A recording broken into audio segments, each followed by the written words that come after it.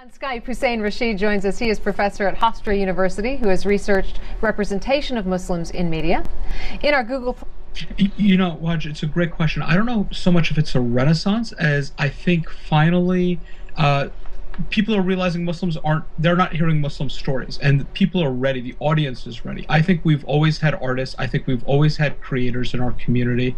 And now the time has come where people are actually ready to listen to our stories. So I think it's actually a market moment and a cultural moment. Not so much as a shift in the Muslim community, in the American Muslim community, but in the broader American context. I think there's a huge expectation that arts can really change the world. I think it's important for a positive portrayal and integrating Muslims as part of their larger American narrative. You know, Muslims have been here for hundreds of years, most notably with the African American community, with the slaves who were brought over.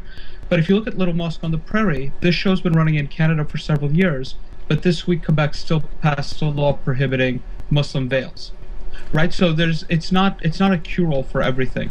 I think that the art is important in changing the dynamic, rewriting the story, making us part of the story, but it's not going to be an easy process. Well, I think, thanks, Vijay. I think when I think about authenticity and that question that you asked about belonging to a community when the cameras are off, that's a huge part for me, right? And so I'm going to agree with all the other folks, with Preacher and Dean and Nagin. I don't want them to speak for me. They don't speak for me. But unless they're attacking me, I want to celebrate their voice because that's authentically Muslim as well. And I want to lift them up because that lifts me up at the same time.